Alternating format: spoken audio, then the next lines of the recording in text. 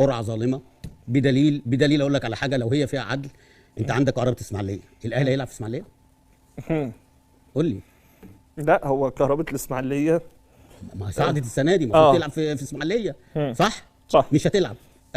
ادي 6 بونت، وعندك الاسماعيلي ادي 6 بونت 12 بونت، وعندك كده المصري 6 بونت ادي 18 بونت. يبقى فين العداله؟ هي ازمه الملاعب.